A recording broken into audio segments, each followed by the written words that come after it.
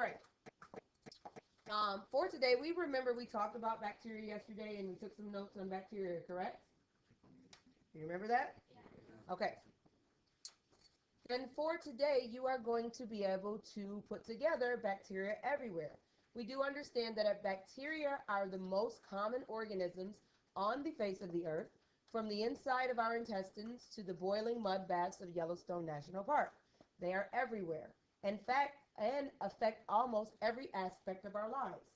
Some consume the oil on our faces and occasionally create pimples as a result, while others produce the yogurt and cheese we eat. To see just how prevalent bacteria are in our world, let's go hunting. In front of you, there are some materials. You're going to need to pass them down before I get started. 1 second, don't do anything. Matt, move over here. Jonathan, move there.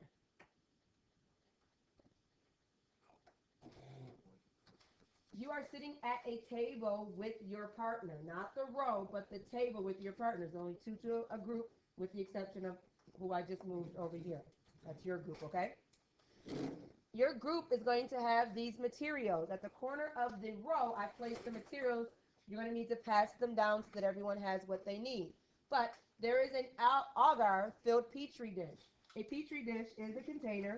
That's two plastic containers with a top and a bottom. It has agar in it. Agar is a seaweed sugary mixture which bacteria feeds on. In addition to that, it has been sectioned off into two. Please pass down the whole setup that I set up on the corner of your desk to each group and put it in the between you all so you have it. If you have anything else on your desk, it needs to come off because you need a clear working area. You do need your pencils, yes.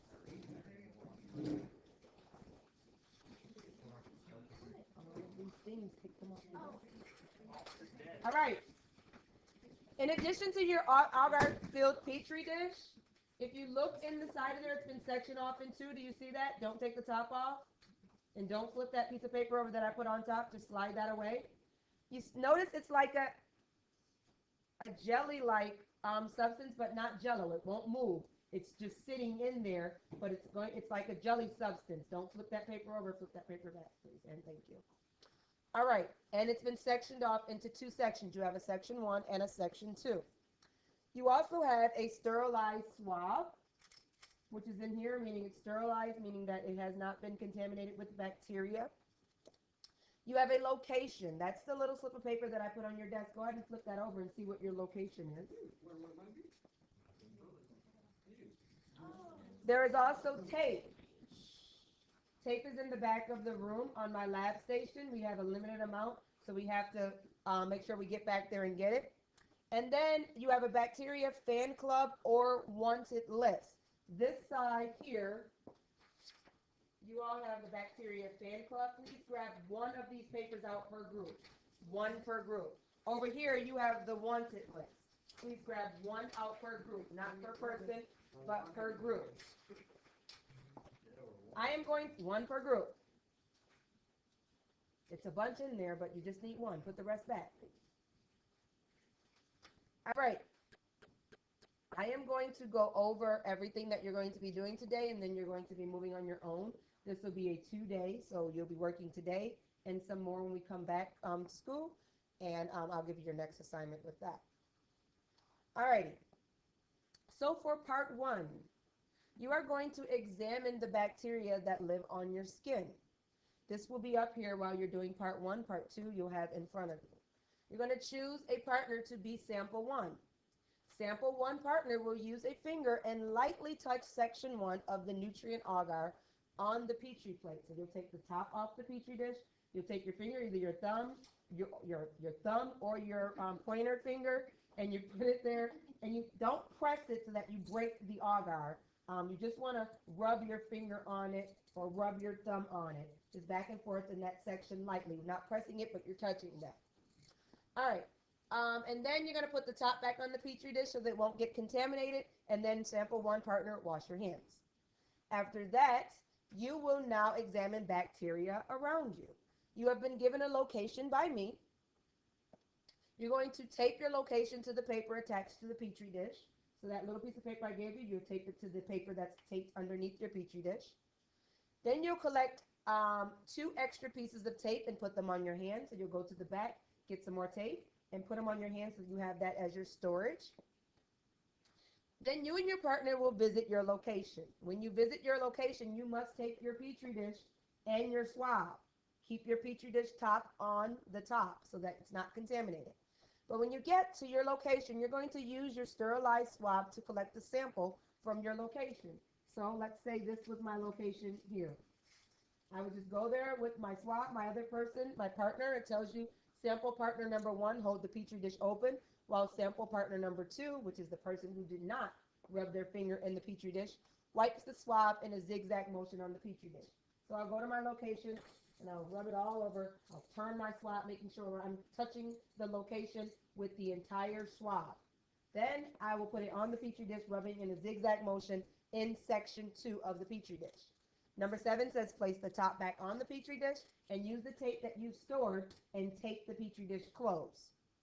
Return to the classroom. If you have to leave the classroom, throw out your trash, which would be your swab and the packaging, and put your Petri dish in the instructed location and start part 2. Your instructed location will be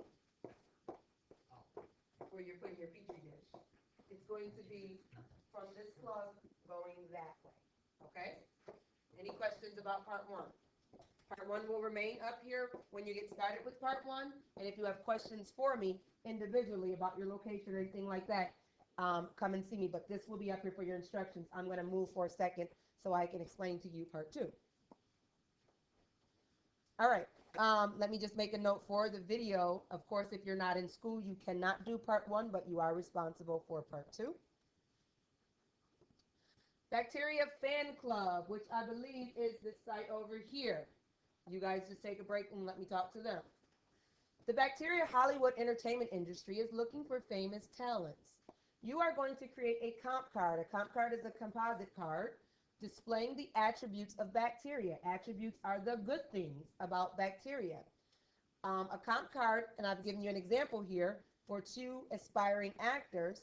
What they do is they get pictures taken by a photographer, and they also show their features, how they look good in certain outfits, what they do, their acting style. If they were featured in anything else, like a magazine, like this lady here, or in an acting scene or anything like that, it's on their composite card, and then they put information about themselves there. So therefore, when people are looking for talent, they have these composite cards that they pass out, and the person looking for the talent can look at this card and see if it's somebody that they may be interested in auditioning for, whatever it is that they're looking for, and then they can call that individual later.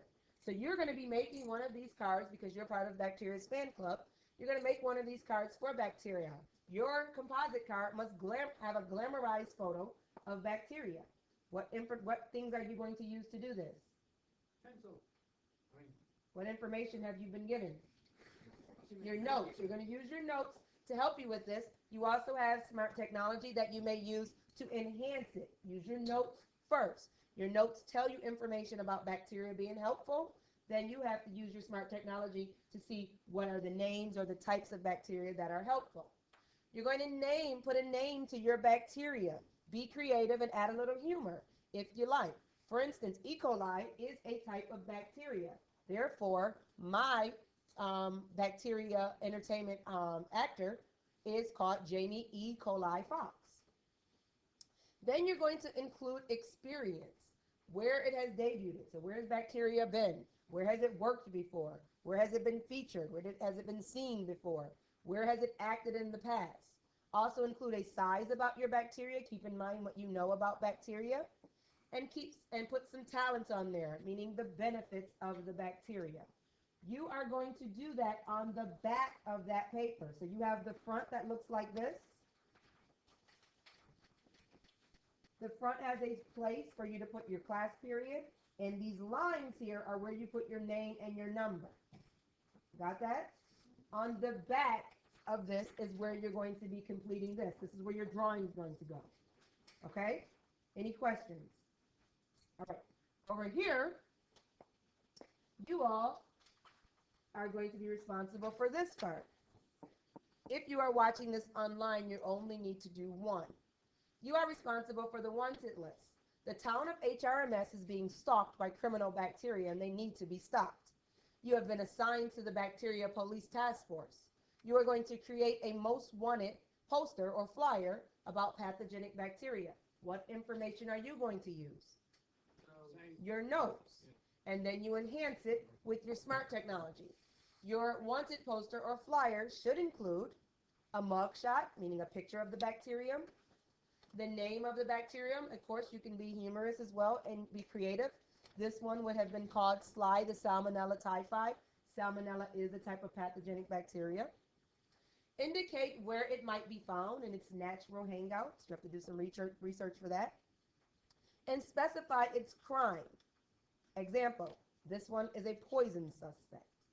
These are just example flyers, not examples of things that have been done.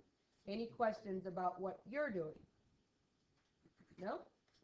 Okay, very well then. I'm going to take it back. Let me put this for a second. If there aren't any questions, I'm going to go ahead and go back to the instructions for part 1 so you get started. This concludes the video lesson. Add any comments or anything below.